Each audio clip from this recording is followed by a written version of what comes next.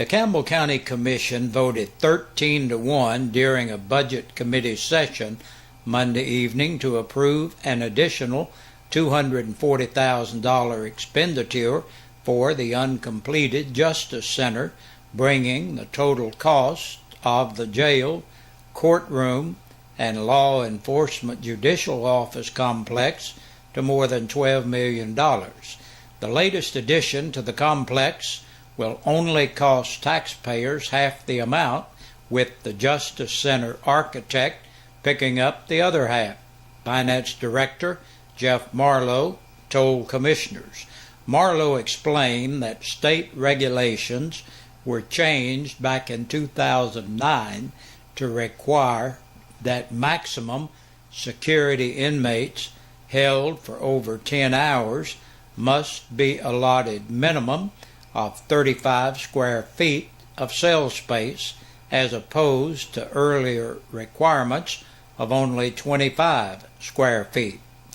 Following this newer space requirement, the cells that were designed to hold 2 inmates can only hold 1. That will leave us facing overcrowding issues again unless changes are made, Marl said. Thomas Hatmaker objected to any county funds being used to correct the problem, asking, shouldn't that be the responsibility of the architects? They designed it. Marlowe replied that after negotiations, the architectural firm has agreed to bear half of the cost, $120,000, while the county will cover the other half. We can't really pinpoint whether the fault rests with the county or the architects. Half is all we can go and get out of them without going to litigation, and a judge is unlikely to hold them accountable for over half of the cost, Marlowe explained.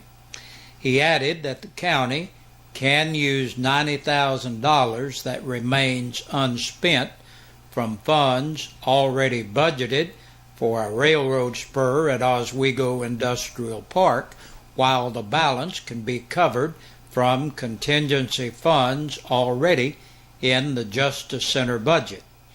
The Oswego spur is on indefinite hold as the company wanting the spur built for service and oil recycling center has changed its plans for the immediate future. Hatmaker failed to persuade other commissioners to vote separately on the budget amendment for the jail and cast the only no vote on the package of 4 amendments.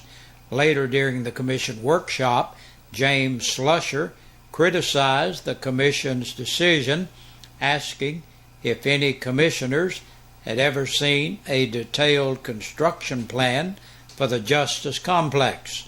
Several commissioners said they had seen the blueprints, but no written set of agreements. Maybe William Baird, the mayor, added that the plans had resulted from numerous meetings with the sheriff, judges, and district attorney's office about what was needed to meet legal and safety requirements. Since October, it appeared that Campbell County Director of Schools, Donnie Poston, was on course to retire when his contract expires on June 30th of this year. However, yesterday morning, Poston shared with his staff and Campbell County School Board Chairman Rector Miller his willingness to serve longer. For how long remains unknown. Poston could stay for a year or possibly longer. After the goings on of a year ago, when Poston wanted 1 more year and the board was ready to vote him out, then had a dramatic change of heart and kept him for another year. A popular comment circulating was to give Poston an open-ended contract and let him stay as long as he wants. In an interview with WLAF, Chairman Miller says that this is the first indication since October that Poston a lifelong friend, was going to do anything other than retire. He adds that he wanted Poston to stay back in October, saying he is absolutely enthused and happy about Poston's decision to continue, as does for the Campbell County Schools. Miller hammers home the idea of Poston, explaining that it's easier for a community to invest in its schools when it has a leader with the level of integrity Poston has. Former Campbell County School Board Chairman Mike Orrick describes his reaction to the news as ecstatic. Orrick notes that with Poston remaining the director, there won't be lots of changes, especially during an election year, considering the positive momentum both Orrick and Miller credit Poston with generating. Miller pointed to the improved test scores from last school year as another reason for Poston to continue leading the school system. Campbell County School Board Chairman Miller says that Director Poston will express his change of heart comments to the school board at tonight's regular monthly meeting, which begins at 6 p.m. at the courthouse. WLAF has the story for you first thing in the morning right here. Caryville voted on Monday evening to establish a rainy day fund which could only be accessed by supermajority vote. The issue was broached during a meeting several months ago by board member Vicki Heatherly, who said she wanted to make sure money was there in case of emergency.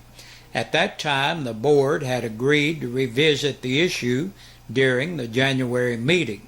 During the meeting, board members voted to start the fund with $10,000 after a near 2-year hiatus from having any form of emergency funds. It was also approved to pay off the city's second oldest loan payment, which is on the City Hall building. Board member Glenn Smith made the suggestion the fund could only be accessed by supermajority vote of all 6 council members.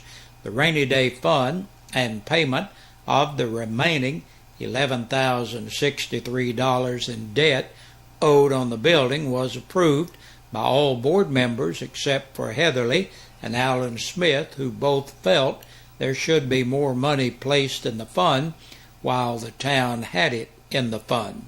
The general fund balance is currently over $368,000, according to financials announced during the meeting. Heatherly told WLAF after the meeting she had wanted to see at least $50,000 placed in the fund because $10,000 would not go very far in an emergency. Board member Loy Lawson agreed with establishing the rainy day fund, but said he also agreed with Mark Stanley, who had suggested paying off City Hall. The town has been paying on the building for the past 40 years. Other business concluded during the meeting included the acceptance of the low bid of $682 from Meredith Fence Company to replace a 550-foot section of fence and gates at Asbury Park. It was also approved for Elkins Road for paving bid. Council declared a fire truck as surplus and asked a fire department representative to check with local volunteer fire departments who may need the vehicle. If no volunteer departments need it, the vehicle will be given to the Sheriff's Department. Glenn Smith announced that Caryville will soon be seeking a new building inspector since Nelson Kidd retired as of December 31st. Those interested in applying must meet state requirements. Caryville board meeting times have been changed from 7 p.m. to 6 p.m. starting in February. You can see the complete meeting on 1450WLAF.com. Accumulating snow, likely overnight. Temperatures fall sharply tonight as rain changes to all snow after midnight. An inch or less of snow accumulation is possible by daybreak tomorrow. A low of 29 degrees is ahead for tonight, with snow showers for Wednesday and a high of only 34 degrees. Wednesday night brings gradually clearing skies and a low of 18. Big Josh will have all the weather coming up. And the city of La Follette will have a special call meeting on Wednesday, January 15th, starting at 6:30. The meeting is to discuss the status of the city administrator. And that's a look at the news. We'll be right back with a press release from the Campbell County Sheriff's Department after this. Hey, Big Josh with you on this Tuesday evening looking at our birthdays and anniversaries. Our Birthday and Anniversary Club is brought to you by your friends here at WLAF and East Side Pizza and Deli. Make sure you stop by and check with those guys, will you? Check out that good food up there. Today's birthdays, Donna Bean is celebrating. Happy birthday to you, Donna. Angela Doherty celebrates today. Happy birthday, Angela. And Jacob Phillips is 10 years old today. Happy birthday to you, Jacob. Yesterday, Jennifer McCarty turned 46. Happy belated birthday, Jennifer. And also happy belated birthday to Samantha Yates. She turned 20 years old yesterday. And today, Carl and Elizabeth West, they celebrated 47 years. Happy anniversary to Elizabeth and Carl. We hope you guys are having a super day. Now, if you're celebrating your birthday or your anniversary and for some reason we don't have your name on our list, we'd love for you to give us a call. Put your name on our list, even if you're a little late. We'll still accept that.